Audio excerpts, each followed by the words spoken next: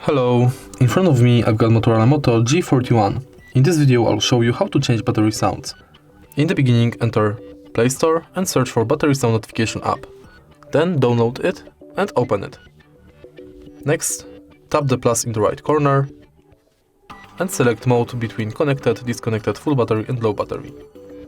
Next, select sound source between audio file, ringtone and text to speech.